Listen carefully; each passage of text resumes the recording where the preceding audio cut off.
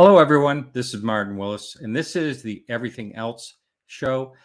This is where I selfishly talk about things that interest me and issues that I think are important, which I think tonight is important. It's about climate change. I know I already got a comment in the message box already that climate change has happened forever. Yes, we'll talk about that. We'll talk about all sides. And I have some wonderful ladies with me tonight. One of them is Professor, what I think I can call a professor. Yes, Rebecca Neumann. Yes. How are you, Becca? Good. You like thanks. to be called Becca. Welcome. Yes. Thank you. And we also have Megan Killeen. Hello. Welcome. Thank you. Thank you both for being willing to do this show. I think it's a very important topic. And right off the bat, we might as well address what we already had as a comment. Let me get that up here. And that climate change has been around us since the start of time. The world is seeing many changes. So true. It's a true statement we have. I mean, that's how this earth has developed. We've, over the 4 billion years we've been here, can you imagine what not very livable for a lot of it. Anyone want to address that comment right off the bat? Sure. So that's true. We have experienced some extraordinary temperature changes throughout Earth's history, and we have been around for a very long time. This planet, not we as people. But the issue really is the rate of change. This fossil fuel driven, the combustion of fossil fuels, this industrial revolution, this change driven by the industrial revolution has occurred orders of magnitude faster than nature has ever accomplished this change. We've done this in a couple hundred years, about 300 years.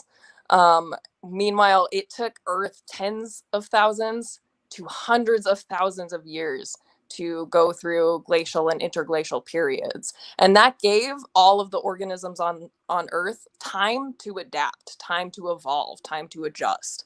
We bipedal primates, humans, Homo sapiens, we've only been around for about 2 million years, and the last 3 million years have been dominated by the glacial interglacial cycles that we know about because they happened most recently 20,000 years ago.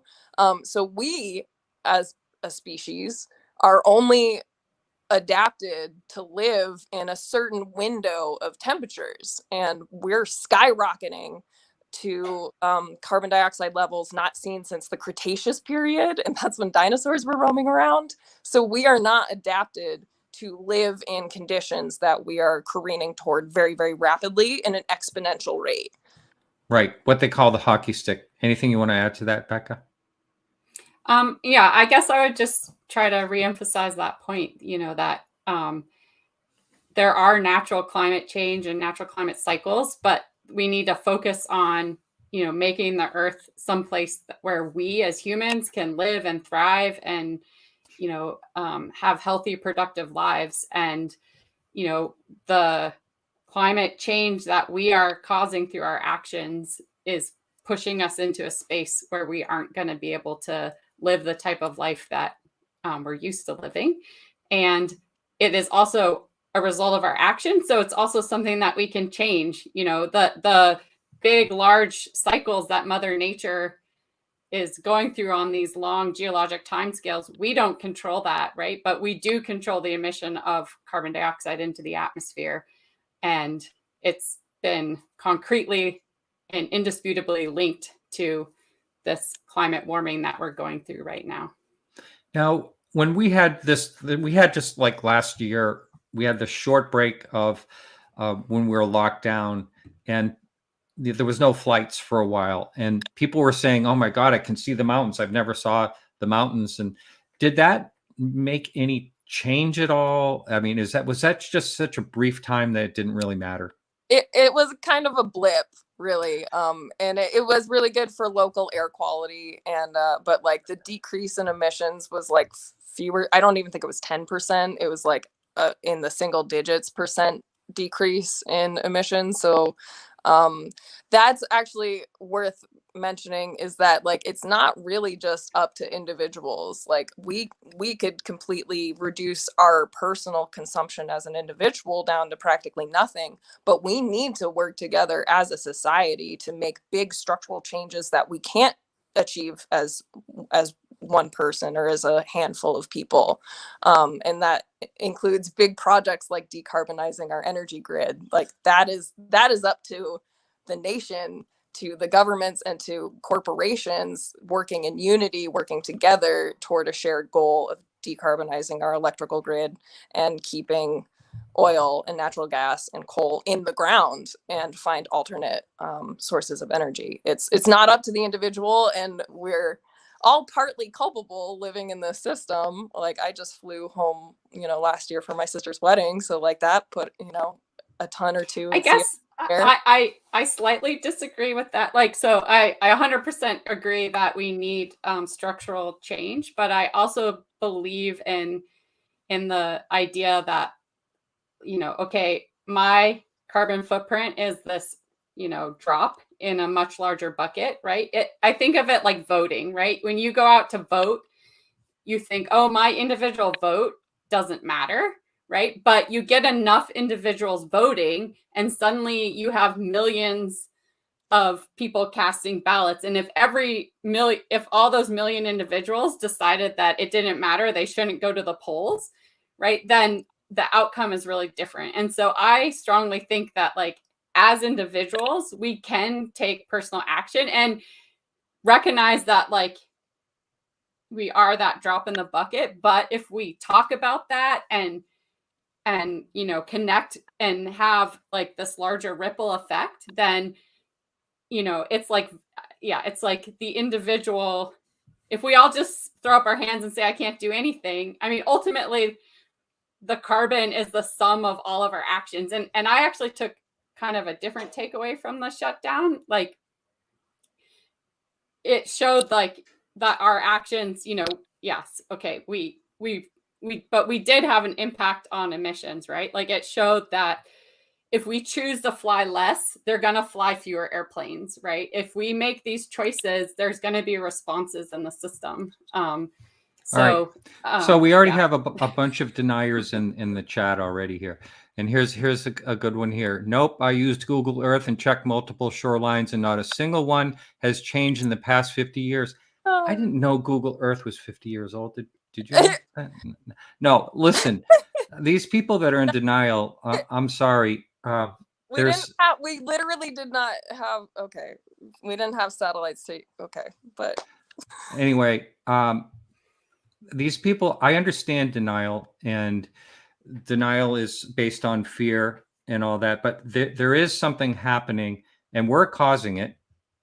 There's no denying it. I mean, look at our weather for one. And, I mean, think of all the things that have changed in just the, 1 degree temperature rise, something like that, Celsius. We've had, I've never even heard of fire nados until now, but the wildfires have increased, beetle kill, they call it mutant weather changes. I mean, these are things we're all going to be involved in. We're all going to have these floods, droughts, if we don't do anything about this. Well, I'll just say I do agree with you, Becca, that we absolutely, individuals do have a choice. We can eat less meat, we can fly less. Like, there are lots of things that we can take agency over. I was just trying to get more at the, like, no one person is responsible for climate change. It is like all right. The summation of all of us. We are in a system that's designed a certain, to like have us be burning fossil fuels. But like, for us to survive this extreme weather, we do need infrastructure that's better adapted to it and more prepared. And that's going to take collaborative effort to care for the most people under extreme situations that will become more frequent and more severe. So I think there are a lot of like weak points that could be strengthened, right? Our armor is not as strong as it could be. And yeah, I mean, I live in fire country, so I'm in California, and it's real, it's scary. We had 500,000 acres burned just in my county, which is huge, like And that's a combination of factors like climate changes and the ignition. You need like a spark, like a lightning strike, or a cigarette butt or something to like start the fire. But climate change is drying out vegetation and soils because it's so hot. That means the flux of moisture out of the soils and vegetation is much greater. So the flux of evaporation is much greater than precipitation, at least in the arid West. And so that's making these overgrown, poorly managed forests that suffered from just suppression only tactics through the U.S. Forest Service's efforts for the last 100 years or so. They're primed to just light up like torches. They're super dry. They're overgrown. So it's not just like climate change is the only reason we're having these extraordinary, devastating fires. It's a lot of other factors rolled into one. But yeah, no place is safe, really. I mean, you've got like devastating flooding happening in the more wet, humid eastern side of the United States. And those are, I mean, just unbelievable. I mean, just rain bombs, just like more precipitation than you could even believe coming out of the sky in a short amount of time. So climate change is really speeding up the hydrological cycle, really intensifying it. Really drier areas are going to get drier and wetter areas are going to get wetter. Is it true that like the equator is really, they're going to really be suffering from drought most likely in general? They're going to be suffering from extreme heat. And we talked about briefly earlier the wet bulb temperature. So the equator is really humid, right? That's where like you have tropical rainforests. They create their own clouds. So there's a lot of moisture there, but it's also because Earth is round, and I'm going to get some flat earthers yelling at me in the comments, but because Earth is round, the equator is the most direct angle to the sun. It's getting the full force of all the watts of power coming from the sun right directly on it at a direct angle.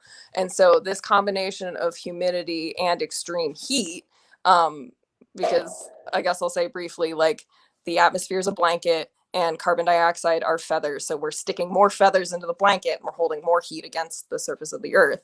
So between this heating that's caused due to carbon dioxide keeping this heat tucked up against us and the humidity, it's becoming unlivable. So human beings can't withstand a wide range of temperatures. If our internal temperature reaches 105 degrees Fahrenheit, we die. It's called hypothermia.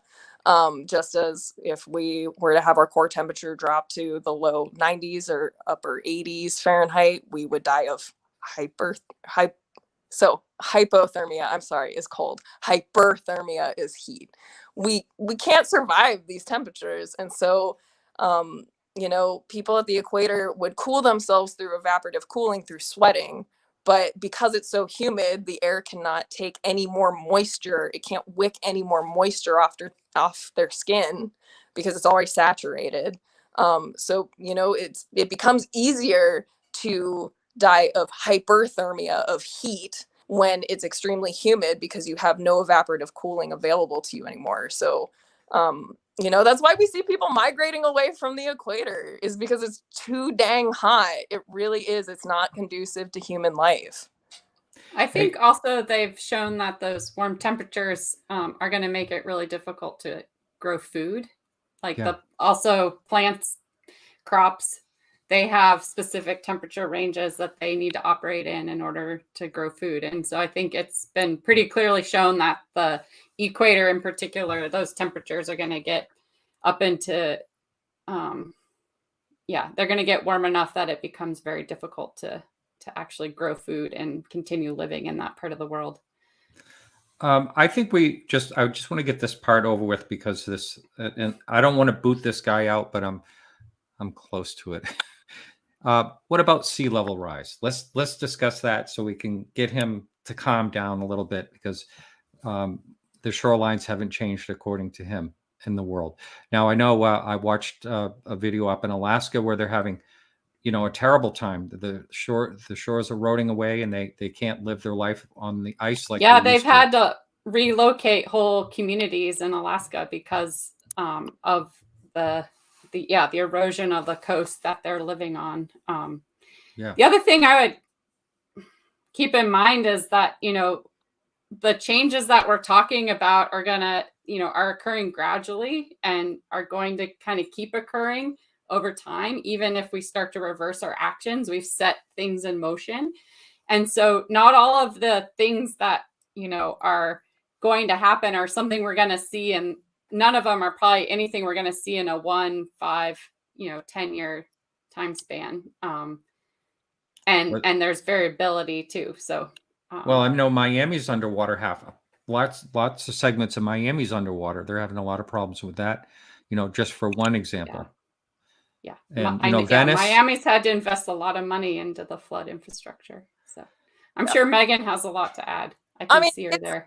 Where sea level has been rising a couple millimeters per year, but it's getting a little bit faster, and really, we have to pay attention to the ice sheets, because the ones that are on land, I mean, we've watched our sea ice decrease, but sea ice doesn't contribute to sea level rise, because it's like an ice cube melting in a cup of water. It just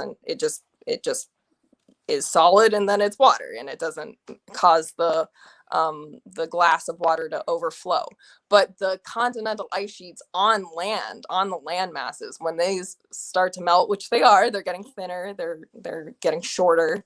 We are seeing sea level rise, and we will continue to see that into the future because of something called residence time. So all of the carbon dioxide we've emitted stays in the atmosphere for 100 years. So we're still experiencing heating from carbon dioxide that was emitted by the Model T Ford, in the 1920s. It's still in the atmosphere. It hasn't been pulled out of the atmosphere through geologic processes yet. And so the carbon dioxide we're emitting today will stay in the atmosphere until 21, 22, right? I mean, it's going to be around for a long time. The warming is baked into the cake. It's baked into the atmosphere. It's already been set in motion, as Rebecca said, and it will, if we continue to build upon that, it's going to continue to spiral out of control in a faster and faster manner. And I think there's, some things that are irreversible, right? So if we lose these continental ice sheets and sea level rises, that's not something we can reverse. There are a bunch of tipping points, climate tipping points. And one of them also is like permafrost melt, because permafrost is full of methane. So if we emit too much methane by thawing the Arctic, which we're doing, that's going to push us into another tipping point. And there are also feedback loops in the climate system. So there are nonlinear relationships like exponential growth, and there are feedback loops that can be positive, meaning they amplify a change and they make it happen faster and in a bigger, badder way, or they can be dampening, they can be negative.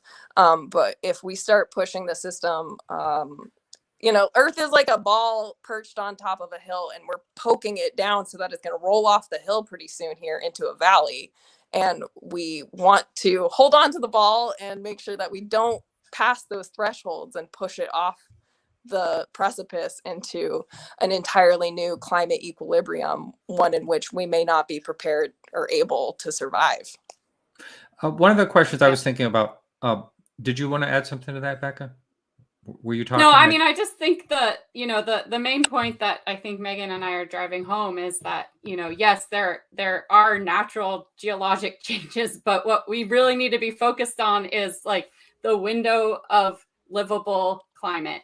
And we are moving through our actions, moving ourselves into a space where it's not livable. And, and these changes are, going to be hard to, I think, for an individual to kind of see and absorb, because we tend to learn through our experiences, and we see the world, and something like climate change is this slow kind of gradual march. And so I think it can be hard for us to kind of feel that in our intuition or in our life experience. So I think that's one of the biggest challenges associated with climate change. I feel like some of the recent really extreme weather events we've been experiencing have helped drive home this message, with the fires and the droughts and the floods.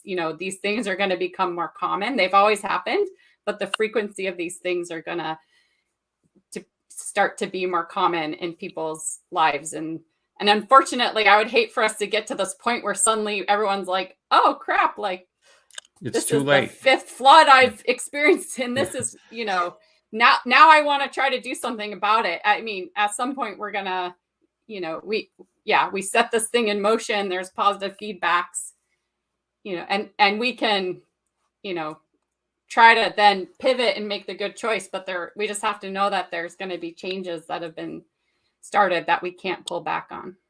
Now, about CO2, I don't understand how CO2, carbon dioxide, was there a certain amount that when the Earth was created that existed that keeps fluctuating over the existence? Is there some type of process that it goes through, or is it created from something of some type of process?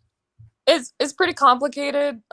So it's released through volcanoes, and also it can fluctuate with how much biomass you have on Earth. But it's not like there's like only so much. It just exists in multiple forms. It exists as carbon dioxide in the atmosphere. It exists as fossil fuels, which are plant matter, like coal is dead trees that fell into a swamp and then over hundreds of millions of years was compressed and heated up, and through diagenesis became coal. It takes a long time to make it. It takes a very long time.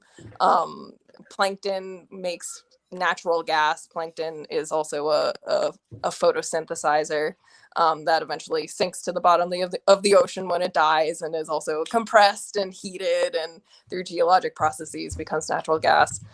So it just exists in different spheres of the Earth: atmosphere, geosphere, in different forms. Iosphere.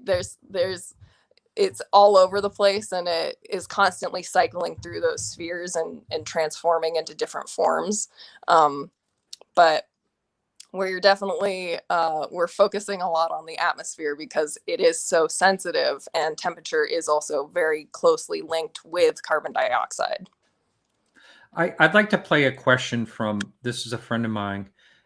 He's an astronomer, Marc D'Antonia, and I'd like to play this question and have your opinions and answer if there is any. Marc, thank you for joining for this statement and basically question. So sure, yeah. So go ahead if you would. Sure. I mean, in a little bit of preface here, I've written a book called The Populated Universe, and it talks about the potential that extraterrestrial life is more prevalent in the universe than many people think. But it also discusses the issues we have on the planet Earth with our energy generation mechanisms, the future of fossil fuels, and so forth, and what we have to do to get out of that wicked spiral that we're in of just using up fossil fuels. So the problem that I see is that in order for us to get rid of fossil fuels, we literally have to use 10 times as much that we do today. We can't cut back. We have to exploit it and use it in order to build the new infrastructure, take that leap and go to that next level where we actually get past our dependence on oil and coal and natural gas. Without doing so, we'll never be able to achieve a full-blown, fully active, and well-built infrastructure that will allow us to utilize wind, solar, and tidal power, which we want to get at because it's free. And that kind of thing is the conundrum that we face. Our nation has a demand of X amount of millions of barrels of oil that we require, all right, natural gas and so forth. Well, I don't know how we're going to be able to put this new infrastructure in place by picking off some of that to create this new infrastructure. It's not like it's so easy to create over here. It's not easy. It's hard. And we have to make these new delivery systems, all right? We don't have that right now. And we can't take the pot that we have that we use for fossil fuels that says, okay, you only get to use this much. This stuff out here we have to hold in reserve. This stuff is all in reserve out here, but in here, this is what we can use to make this new infrastructure. Okay, that doesn't work. We have to actually use all this out here and all this out here to build the new infrastructure so that we're not compromising the current energy demand of our nation. So I guess I have to ask, what are your thoughts about that? And that's something that I think is a very, very prescient problem. There you go. Who wants to tackle that? I agree, but we should also do it. We can't afford to not do anything at all. We can't afford to keep doing what we're doing now because it's very clearly putting us on a path that will lead to an unlivable climate. The problem is, of course, that to build that infrastructure requires that we build wind turbines, which are made out of metal, which has to be mined from the earth, which we can only do with machinery that's also made out of metal that runs on fossil fuels. So it is kind of a vicious cycle in the sense that we can't completely stop using them if we want to rebuild our energy grid, because we need to power our machines to be able to do that. But we have renewable energy already. We have these sources available to us and the technology to harvest that energy. So we should be maximizing those renewables as much as possible as we make this transition. And an easy economic tool that could be used would just be to implement a carbon tax. And I know everyone's like, oh God, a carbon tax. Yeah, I mean, we want to keep we want to keep fossil fuels in the ground. So we need to, and we've been subsidizing fossil fuel extraction heavily as an industrialized nation. The G20 countries spent $3 trillion in subsidies since 2015 when the climate accord in Paris was done. $3 trillion is what we've spent subsidizing fossil fuel production, because it's hit or miss. You don't know if the well that you're drilling is going to strike the resource you're trying to access. And so if we took those subsidies away from fossil fuels, it would be more of a heavy burden on those companies and on consumers too. But we would take that money and subsidize the production of renewable energies. And we have to. I mean, we have it available and we have the technology. We just don't have the political will, and we don't have the economic will, and we do not have the cultural or societal will to do it. And that's really the biggest problem. And boy, it's tiring constantly just having to fight with people who are so adamantly in denial of reality and so unwilling to face the very real problems that we're facing. Because you can't solve a problem if you can't face it. And I guess I would add to the Marco's comment and what you're saying, Megan, that certainly because of where we're starting, we're going to need fossil fuel to help us, make this transition to using solar panels and batteries and wind turbines. But I don't think we need to assume that we have to use all of our fossil fuel reservoirs in order to do that. Like, I think the idea is that you use as little of the fossil fuel as you need, right? To then, like, if you think about the transition that's happening now, a lot of cars are going to electric. And yes, there is negative things associated with mining the materials needed for batteries, right? But when you shift, suddenly you start making electric cars and we start using those, right? Then that's a lot less gasoline needed for everyone's automobiles. And I think that there's this feed forward situation that we can get ourselves into. So certainly we're going to have to use some fossil fuels to make this transition, but I would hope that we don't access, all of those fossil fuels, because again, the temperature response, the amount of CO2 we put in the atmosphere, and there are these tipping points, right? So I looked it up, and I think if we were to use all the fossil fuel buried below ground, we would increase up to about 18 degrees Celsius. Oh, in we'd the, be way so gone. like we would be like back in the dinosaur age where things are really hot. So, I don't think like that's the solution. We don't want to go full bore because then we've killed ourselves, but we have like a electric grid. So, And also, I think, we should be combining this because we're developing the technology to actually capture carbon dioxide from the atmosphere and to either store it underground in geologic reserves, which we've already drilled into, so just tuck it back down there, or actually find a way to turn it into like a briquette that you could recycle and burn for fuel all over again.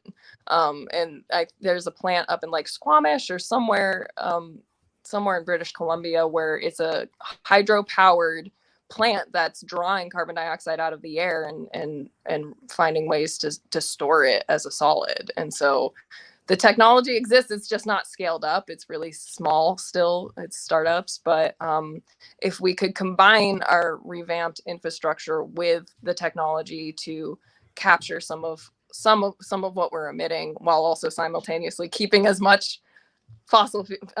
fossil fuels in the ground as possible, keep them in the ground if you can, and use them sparingly, then it's doable and it's worth doing. It really is, because without a planet, we don't have an economy, so if like you want to use an economic argument, like if you don't have people living, if you don't have anything left on Earth, you killed the economy along with all the people. I'd also say that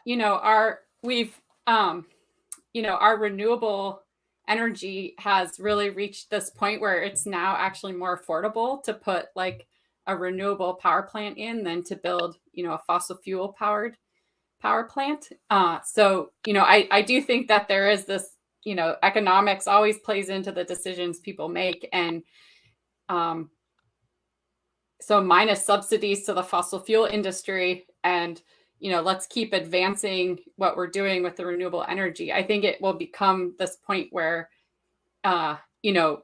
someone deciding what plant to put in between A and B, the renewable plant is now more affordable and cheaper. And so we're actually seeing growth in switching towards renewables because of that economic aspect. This question that comes up here, and thanks for that. And my personal thoughts on nuclear power plants is, and I mentioned this off air, is the fact that we're using for 100 years worth of use, we're having to protect the waste supposedly for 5,000 generations ahead, and we don't even know our history anywhere near that, and backwards from here. All I'm saying is that it's very selfish for us to put that on future generations, in my opinion. But you hear about nuclear power being the clean energy and all that. But I guess the question I have, we could use another alternative. There has always been talk about fusion, and I would love to see something like that happen because it can use seawater. I think it can use, and there's no waste per se compared to fission. And have either one of you heard about any work toward getting that as a reality? Either one of you? So I recently learned that actually here in Washington, where I'm living, a startup company, I think it's called Helion, has actually started building a power plant, a fusion power plant.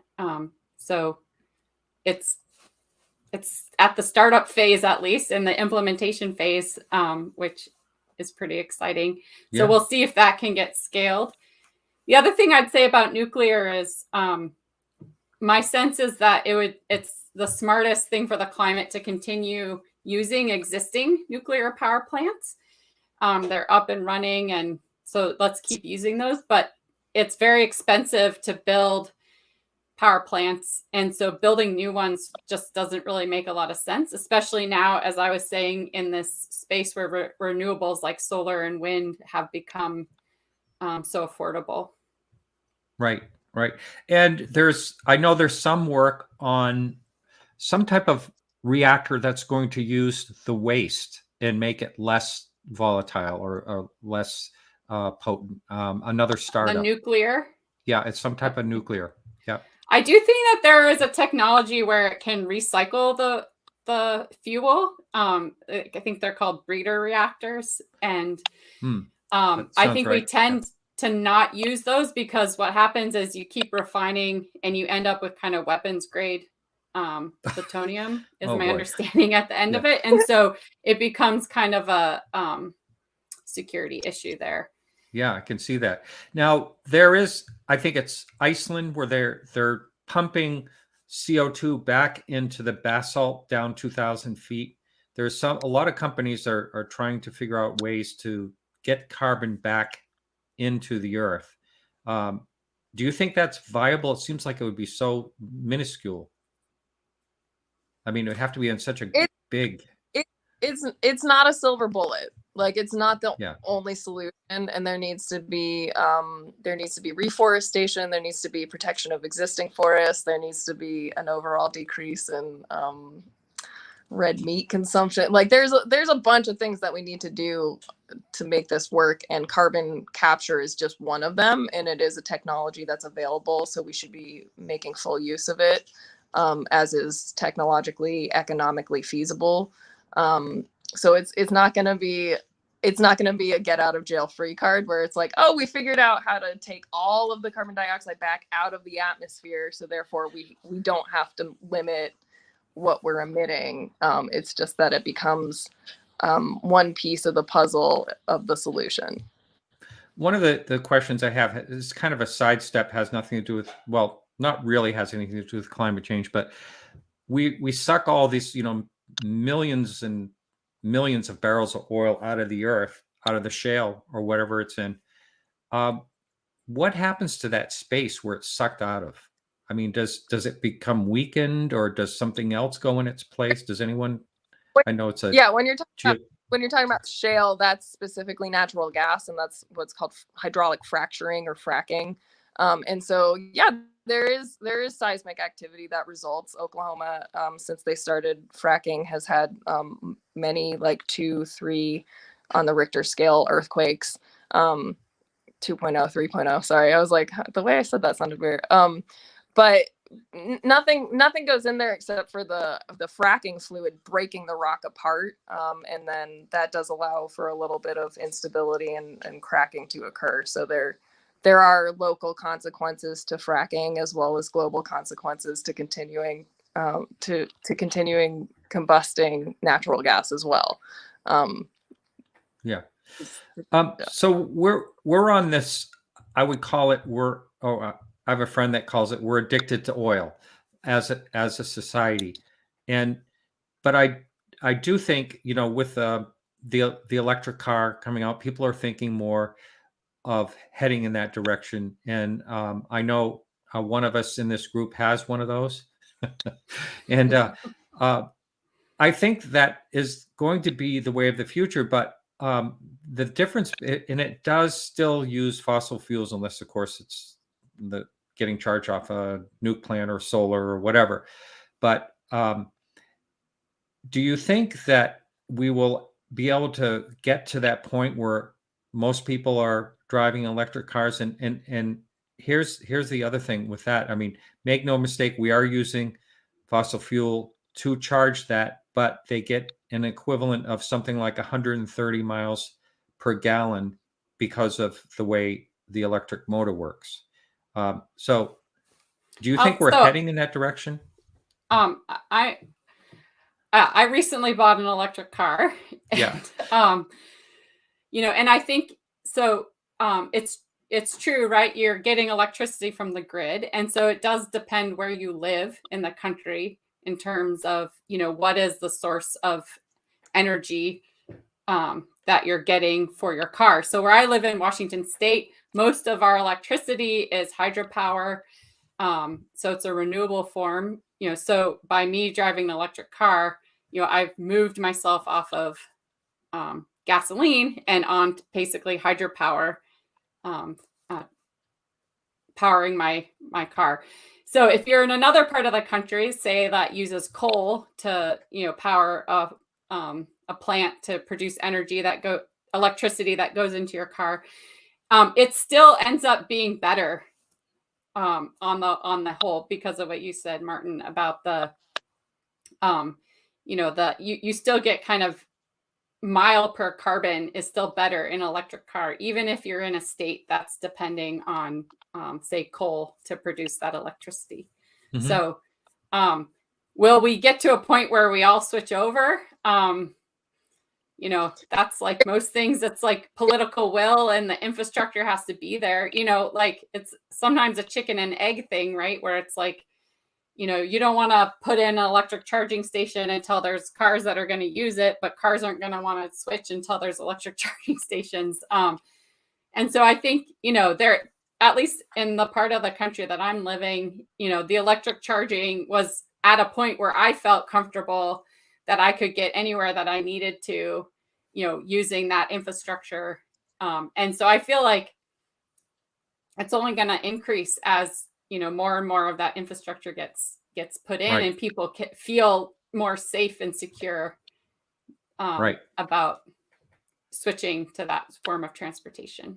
Yeah. I mean, I have a friend that has one, a Tesla, and he said that it's not really that much of a hassle to drive along, and you can get these quick charges in 20 minutes. You can be on your way, get a cup of coffee and go. So it's a little longer than fueling up. So Jenna is asking, did you see the article today that the core of the Earth is cooling faster than expected, indicating it is becoming inactive like other planets, meaning in time, humans can't live here anymore? Yeah, excuse me, like Mars. And that does cause problems. Did you see that article? Anyone of you? I didn't. I'd rather not see that article. No. But anyway. I mean, I guess I would say that, like, yeah, I mean, things are happening on geologic timescales, and so at some point, the world is going to be inhabitable for humans. I feel like on a like don't want huge, long time scale. We don't want to speed it up, and I would say no. Climate change is happening in the troposphere, in the lowest level of the atmosphere. It doesn't affect the core of the Earth. We literally can't touch it, right? We're very far away from it. We aren't having a direct influence on it. And you know, and the core has done all kinds of weird stuff, like the poles reverse their magnetism on a geologic scale. So that's interesting, but we can't affect. We have no effect on that. We don't have the ability to make any change like that. I want to put this up because a few people in chat have said I was mean by kicking out the guy that kept saying about the shorelines being the same. So I guess you can go back in time somehow through Google Earth. So the shorelines look the same around Florida and beaches, and mark at different points, blah, blah, blah, blah. Anyone want to tackle that? Because that's coming up a lot in chat. Okay. And I'm sure Megan has a lot to say. I have one thing to say is, you know, I went to North Carolina for Christmas, and we went to the beach, and because the shoreline was eroding, there had been this big investment to take all of the sand and pump it off of the ocean floor back up onto the coastline in order to maintain the coast so that people could continue living there. So if we're not seeing changes, you know, it could be that, you know, because we live on these coastlines, we're investing money in maintaining them. That was at least what's happening along the coast of North Carolina. Active kind of rebuilding of these degrading coastlines.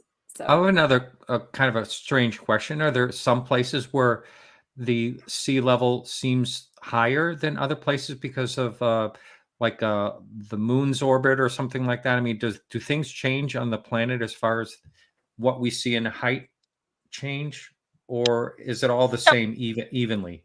There's spring tides and neap tides, and that kind of has to do with the alignment of the Earth, Sun, and Moon all together. But I mean, I wouldn't say there's any one place that has like a faster rate of sea level change than anywhere else. The oceans are all connected. You know, they're all just a big body of water that is broken up somewhat by these floating pieces of land. So yeah, I mean, where did these people get their, I'm wondering if they have any satellite experience, or if they know how to, you know, maybe they do, maybe they have remote sensing experience and know how to look at this imagery in a really finely nuanced way. But well, I know there's a lot of work in New Orleans for the shoreline. There's a lot of work, as I mentioned before. Miami has done a lot of work. There's a lot of places that are planning to raise places up to accommodate it. I mean, it's a real thing. I don't know. Maybe it can't be seen. Maybe through the Google Earth system time machine they have there. I'm not really sure. But it's, I mean, it's measurable, isn't it? The rise in the water is measurable. So I just looked it up, and our government says that global mean sea level has risen about 8 to 9 inches since 1880. So, I guess the question, I think this is getting at some of what I was trying to say, is that these changes are happening, gradually, right? So 8 to 9 inches over a long period of time. And so when we go back and we expect to see these things in our lifetime, that can be a little bit, I think, hard, because these are slow moving changes, but then they're going to keep changing. There is inertia to them. There's momentum. They're gonna, you set them in motion, they're gonna keep going. So maybe we can't see 8 to 9 inches since 1880 using Google satellites, but that doesn't mean that it's not a real thing. And again, I also, highlight that on our shorelines, we're actively working to maintain them. So there's also anthropogenic human influence that we're seeing. Right. Humans we see such a small part of it, and so it's helpful to have instrumental records that live beyond what a human being can live and go back further in time than we're able to live for, because it's happening over a time frame that's longer than just one human's lifespan, but it's gaining steam, it's gaining momentum. I want to talk. I do want to end the show where we're going to try to figure out a way to end on a positive note. But one of the things I do want to talk about, you mentioned, Megan, earlier, the red meat ingestion and the cow methane. I have a friend that talks about this. And methane has 80 times the warming power of CO2. And, we do have a problem with that, with the permafrost melting and all that you mentioned before. But as far as cows go, from what I understand, they cause as much, global warming, like you said, the feathers up there or whatever, as like all the transportation in the world.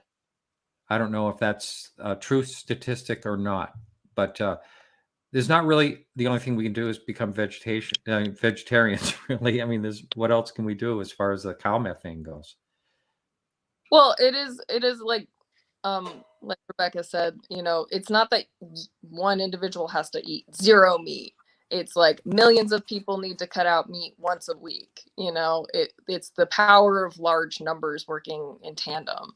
But there's also the effect of the reason the rainforest in Brazil is being deforested is for meat production and soybean production. And so they're burning down these jungle trees in order to make it more conducive for agriculture and for livestock raising. And the rainforests are dubbed the lungs of the world, right? We need these large trees and this rich biomass to take carbon dioxide out of the air. So it's a combination of the methane being really problematic, being more powerful than carbon dioxide as a greenhouse gas, but also the fact that we're losing a carbon sink in the form of the forest and therefore emitting more carbon dioxide in the process. It builds on top of itself. There are multiple factors that are creating positive feedback loops that build upon themselves and contribute to the problem again and again. I was shocked when I learned kind of the carbon footprint of beef relative to other meat sources. So there's just beef is the most water intensive kind of agriculture product. It's the most carbon intensive agricultural product. And a lot of these soybeans that people are growing is to feed the beef, to grow the beef. So, it's also that, we're growing food to grow beef for us to eat. And so, I still have hamburgers every now and then, but I think in general, I've tried to shift away from that just because, things like chicken and other protein, even if you don't want to go vegetarian, the carbon and the water footprint of those other meat sources is dramatically smaller than it is, per kilocalorie, per weight, per anything that you want to divide by for beef. And also for anyone who didn't know, we have a lot of water on the planet, but only 1% of it is fresh water. So we're not working with a lot of fresh water for the 7 billion people on the planet who all need water to survive. And then you consider how much water goes into raising that livestock as well. So we got to protect what we have. It's critical. Water is literally life. And Beck, I know that's more or less your specialty is water. And so we need so many gallons per person, fresh water per person per day, not just for consumption, but food raising and all that, right?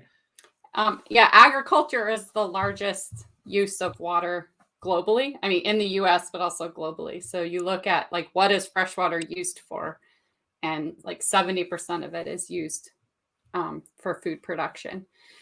Mm-hmm. And I guess another point is that in favor of renewable energy sources is they use a lot less water than a fossil fuel power plant does. So, we're moving into this kind of future where we have these uncertain hydrologic patterns. We have drier areas getting drier, wetter areas getting wetter, water scarcity, water stress.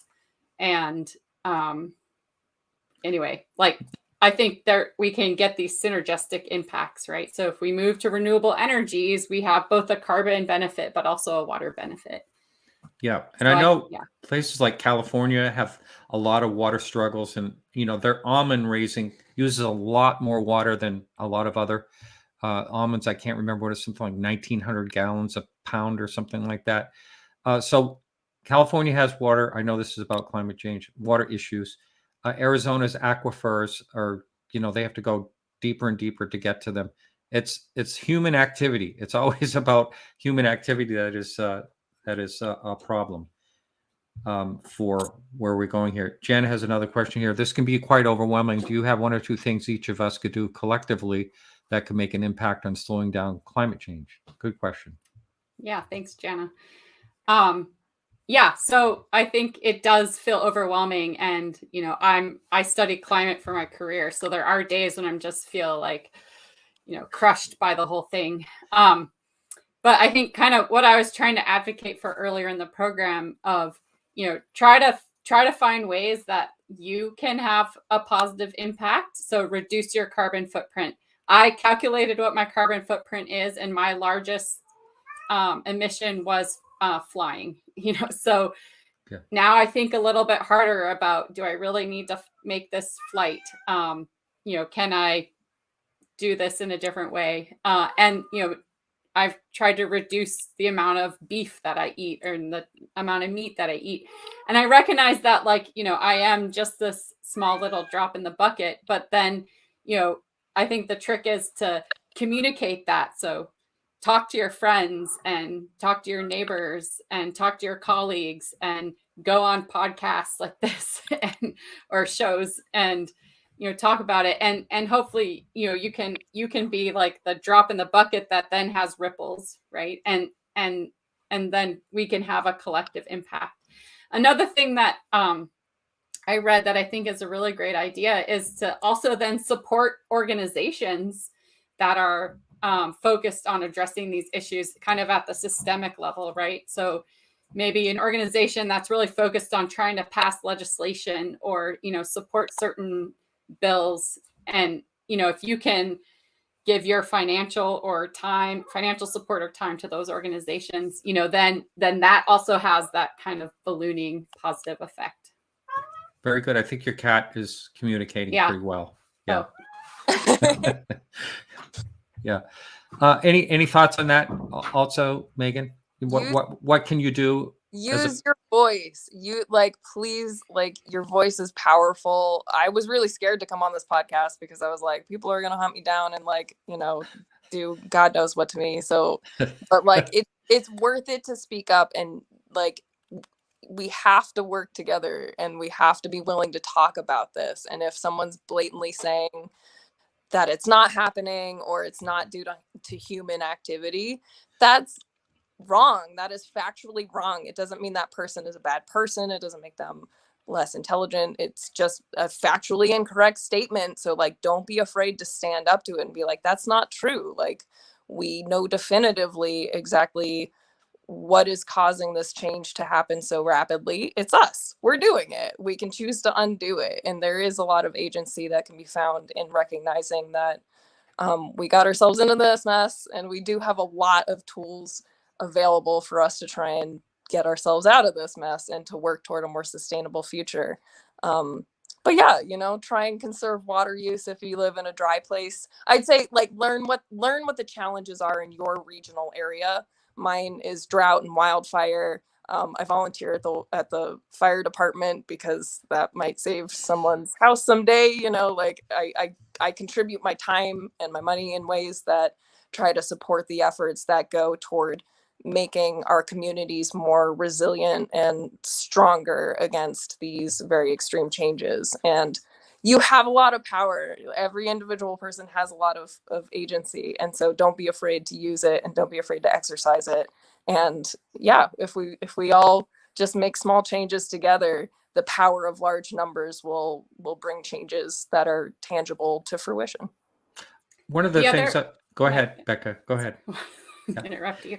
The other kind of point I want to make is that, each bit of warming that we experience, the consequences get worse and worse and worse and worse, so, I think every little bit that we can do to help kind of keep, the warming to like 1.5 degrees Celsius instead of 2 or 3 or 4 degrees, like that is going to be noticeable.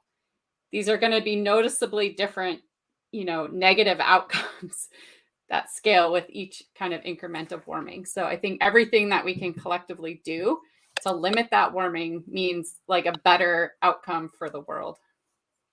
And there's what do they call it when they geoengineering? That kind of scares me. Some of the thoughts. What kind of scares me is, for every action there's a reaction, and you can go too far with something, and you could, tip it the other way. And they talk about working on cirrus clouds, because they hold in the heat. They talk about reflective things in the atmosphere, like an aerosol reflective situation. But I think that's kind of messing with Mother Nature. And what are your thoughts on that? Either one of you? Yeah, first and foremost, we got to just keep fossil fuels in the ground and harvest energy from other sources. That is modus operandi. Like that is the goal. And if we were to put aerosols in the atmosphere, like that's going to be that's a band-aid. It doesn't last forever. It's a very temporary solution. I won't call it a true solution. And we don't know, the consequences of that are also unknown to us, the unknown unknowns. We don't know if the materials we choose will be safe to go into waterways, or if they could have other negative health impacts for whatever creatures come into contact with those aerosols. So it really depends on what they're made out of, but it's not going to be a big enough solution on its own to the overwhelming amount of emissions that we're pumping out. Mm-hmm. Sometimes people talk about geoengineering. I guess, I think I would think of it in two different ways. So, and maybe people define it differently, but I think there's engineering where we're trying to kind of sequester more of that carbon below ground. And so carbon capture and storage, or, doing enhanced mineral weathering to try to kind of speed up this sequestration and pulling of carbon out of the atmosphere into below ground reservoirs, trying to store carbon in soils. That level of geoengineering, I think, is actually, I feel comfortable with, and I think would be really positive, because ultimately that's pulling CO2 out of the atmosphere and putting it back below ground. Yes. The type of geoengineering I feel uncomfortable with is the let's just keep putting CO2 in the atmosphere, but let's kind of reflect the sun off of our atmosphere, because, you know, the minute those reflectors disappear or fall, or, you know, I don't know, like, then we have this huge blanket of CO2 around our atmosphere, and we're going to get like a big sudden response to that.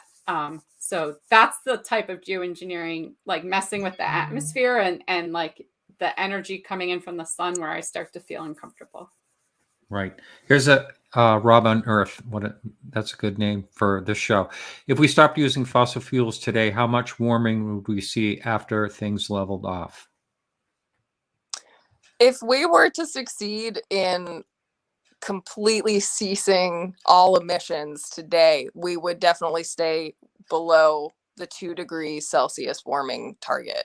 Well, like, I probably would say there's like 1/10 of a degree or 2/10 of a degree that would happen as a consequence of all of our past emissions.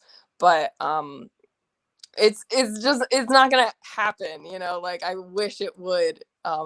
So that's why these climate scientists are like, we have a narrow window of time to make this happen. It's because it is still possible, but the more we allow this accumulation of carbon dioxide to build up and methane to build up, is going to make it really, really hard for us to pull the ball back up onto the precipice. It's going to get further and further away from us, and it's going to take more of a Herculean effort to pull it back up to a zone that's comfortable for humans to live in. So yeah, if we completely suddenly were like, boom, we have nuclear fusion, boom, we have renewables everywhere, we don't need to burn any more carbon dioxide, like, amazing, we'd be good to go.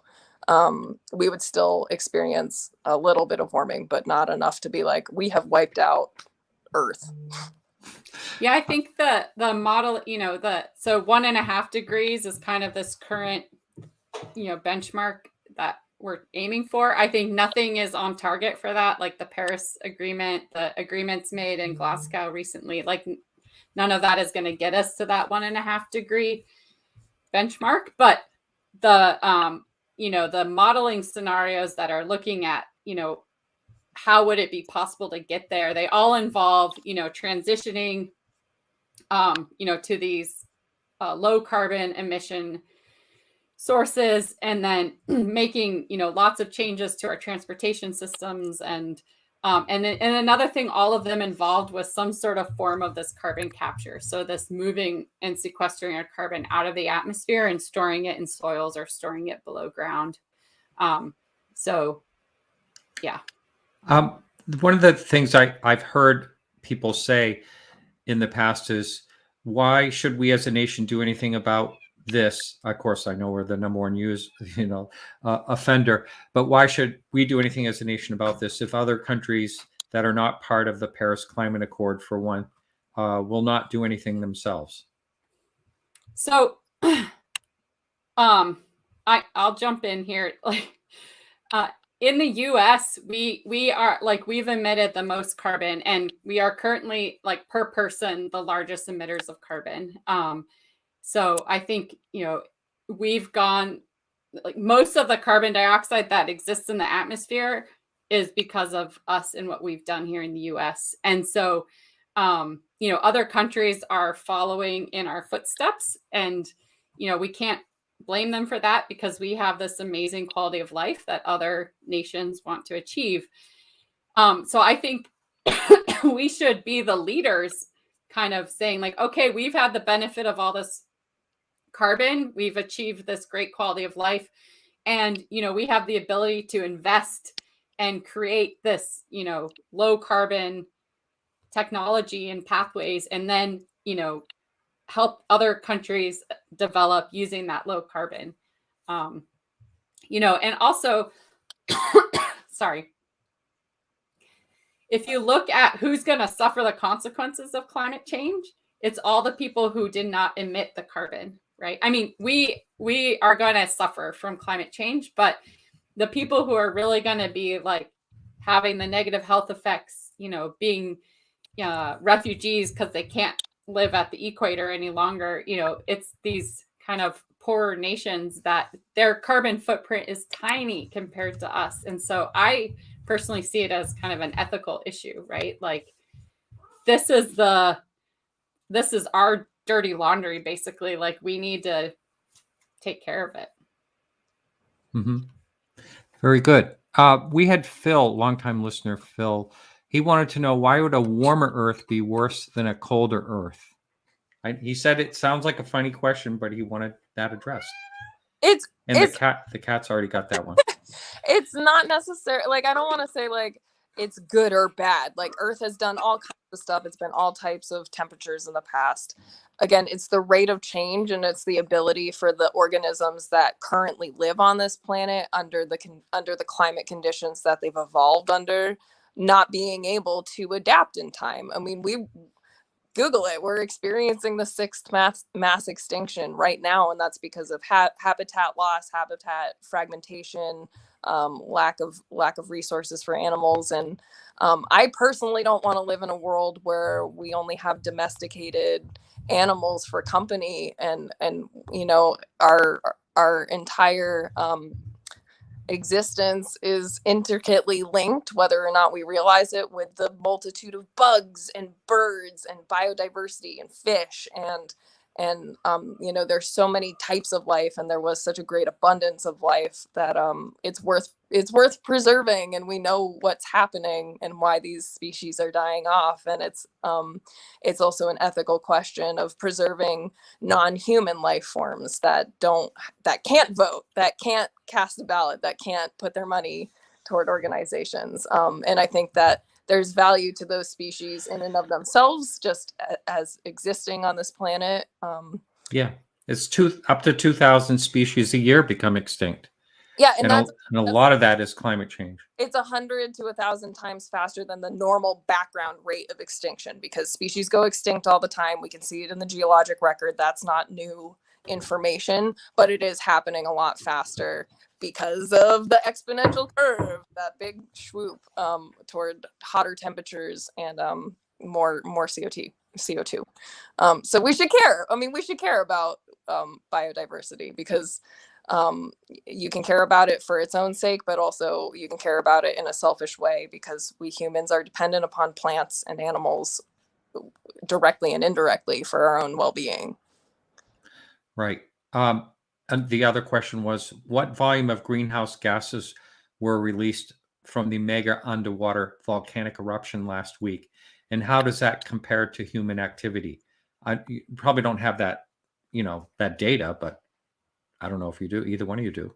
I don't have it readily available. Yeah.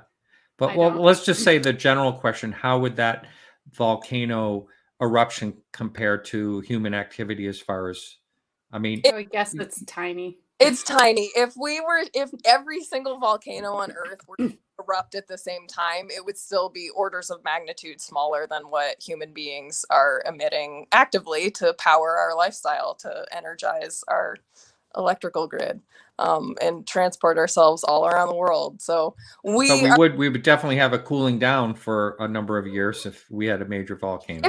If we had a lot of aerosols in the atmosphere blocking out the sun for a while, we would have a nice, but it would be temporary, and it would be overtaken by us.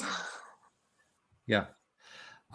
So I think we're getting sort of toward the end. And so I'd like to, this was a question you gave me, Megan, is how can we work toward ensuring our children and grandchildren inherit a habitable planet? I mean, you've sort of talked about that a little bit, but any other input on that?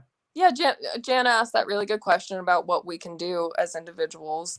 But so sustainability means meeting our needs as this present iteration of humans on the planet, without taking the ability of future generations to meet their needs. And that means we really need to rethink about how the economy is represented, because fresh water and arable soil that is able to grow crops, those should be valued the same way that gold is valued, or that minerals are valued. Like, those are resources that sustain life. And so we need to incorporate environmental economics into our way of thinking about how we exist on this planet. We need natural systems. We need biological services in order to sustain our own life forces. So if we were to completely revamp the way that we examine our economic activity and our consumption to include those natural resources that we're like, oh, we'll never run out of fresh water. Oh, we'll never run out of, soil. No, we're running out of them. We really are. Like 1% is fresh water and we're polluting it. We're overusing it. We're wasting it. It's important for us to kind of have a paradigm shift in how we value the natural resources available to us. And if we are able to do that, and if we're able to safeguard our soil, our water, our atmosphere, and to keep our temperature range viable for human life, then our kids and grandkids will be just fine if we can do all of those things. And we have the technology, and we just need the will to do it. I've been thank you, Megan. That's, I think, I see the cat finally. Yeah, sorry. That's all right. If I keep them out, then they yell to come in. So I figured just letting them in would be better. I was going to say, at my institution, one thing that kind of I and collectively other people are working on is trying to get, like when our institution is looking at a new project, to build in what that, there is a cost of carbon, and we can like, economists have like pegged an actual amount to that, which is, the cost of all the like damage that it does, to human life and the ecosystems, so there is an economic framework for us to actually value these services that Megan was talking about. And, and so like, when an institution is like, we want to build a new building, and they create a budget for that building, pushing for them to include in that budget the cost of the carbon associated with that building, right? And so I think it's maybe, broadening out our economic framework and to realize that, these things like climate change and pollution, and they have actual costs, and economists have pegged dollar values to those costs based on the damages that they do to people's lives and productivity, which has impacts on the larger economy. And so I think trying to feed that into the way that we make decisions and think about what the true cost of a project is, I think is a really important way to move forward. That's really interesting. Something I would have never thought of. I do want to get a couple of chat questions that are up there. This gentleman claims he's been looking into this quite a while.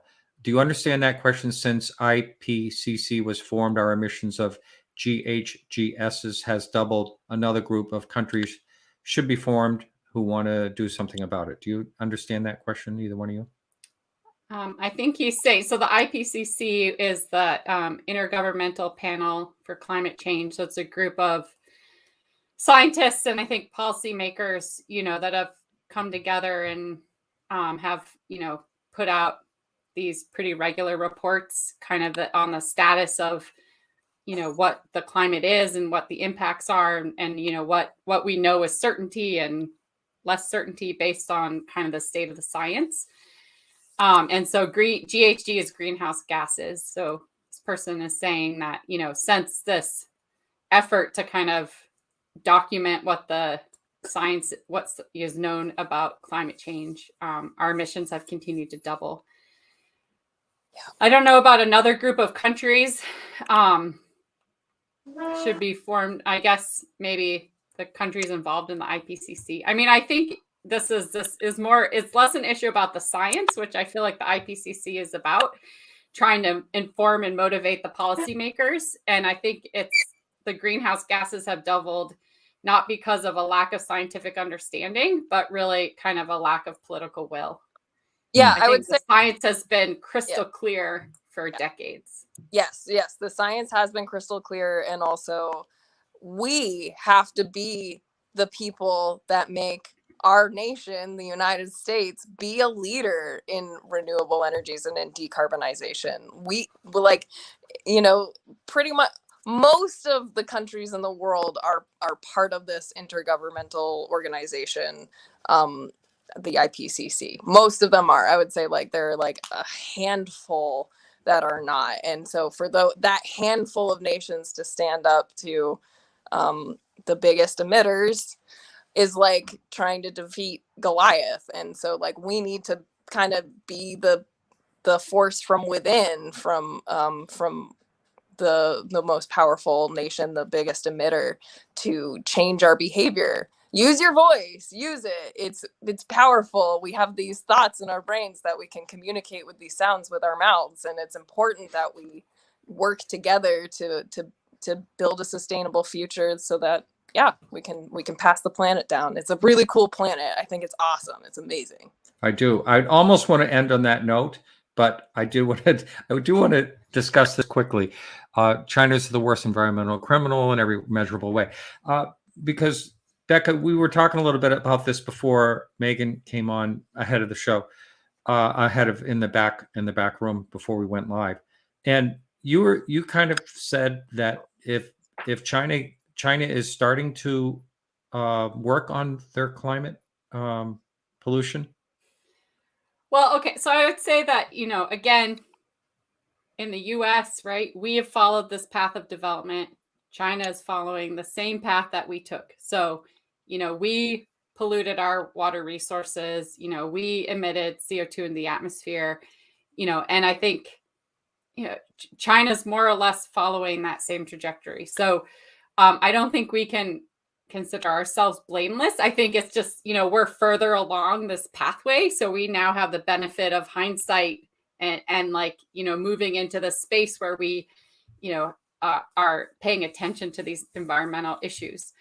I think China, also per person, we are still emitting more CO2 than a Chinese individual is, right? So we need to kind of keep that perspective in mind. Okay. That said, like China is putting coal into the atmosphere and is emitting, large amounts of CO2. I think maybe the thing I was saying is that if China decided that they wanted to do something about climate change, I just think the way that the government is set up there, right, is that like if the top person decides something's going to happen, it happens. And so kind of unlike in this, I'm happy to live and I want to be living in a democratic society, but sometimes change is a lot slower to happen. Versus, they really get things done when they want to. They built the wall, for crying out loud. So this question here, what is your opinion about the biosphere 2 in Arizona? Do you know anything about that? The biosphere 2 was an attempt for us to recreate Earth with like multiple different types of landscapes and different organisms all working together. And it was a really cool idea, but it was an utter failure. And like it was an enclosed space, and the humans living there and documenting the experiment were like, hey, we're losing oxygen, right? And they eventually had to scrap the project because they couldn't solve why the oxygen levels were dropping so dramatically. And I think that really just illustrates that like Earth is very complex, and it's all these systems working together. It's like a human body, except a planet-sized scale. And so we don't know everything. We really don't. I certainly don't know everything as an individual, and like our collective knowledge of how the planet works is improving all the time, but it's not complete. It's not perfect. And that experiment really showed that like we can't engineer something as complex as Earth and to figure out all the moving pieces and all their biogeological chemical processes that unfold in order to sustain the multitude of life that the planet is able to sustain. So like it taught us that it's really complicated. It really is, and we aren't capable of building a planet or even a microplanet because there's a lot of information that we're missing. So yeah, I believe that. So I think we can say goodnight, but I like the way you were talking, Megan. I agree. I love nature, and this is a beautiful planet, the only one we have. and you look back at the blue marble as they did, from space, and everything that's ever happened that we know about has happened here, and we really do have to protect it. Any final words either one of you would like to say? Use your voice, right? Use your Yeah. voice. Use your voice. And the time is now. Like we need to act, and and we got to keep that balance of urgency and optimism to the extent possible. Yeah, and also it's so normal to be completely overwhelmed by this. Like I had a bad mental health day today, and I was like, oh, I'm gonna do this podcast, and I think about it constantly. Rebecca obviously also is. She's a climate professional. I'm a climate writer. I think about this constantly. So I know it's easy to despair, but like nihilism isn't a choice, man. It's in our genes to want to survive. We literally the Earth, if you compare it to the Titanic, like it's taken on water right now, but we can bail it if we all work together. Like we got to start bailing now, but it's like it's ingrained into our beings to want to get away from the water that's trying to kill us. So we can do this. We have the technology. We have economic tools available to us to incentivize the changes that need to occur.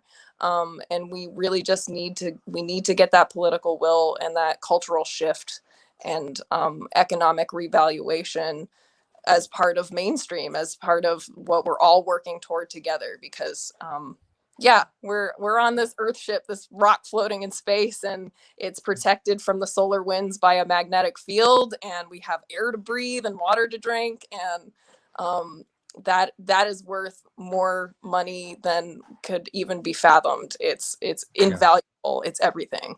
It is everything. All right, you two. Thank you so much. Thank All right, you, everyone. Martin. Thanks for watching. Good and we'll see night. you next time. Good night. Good night.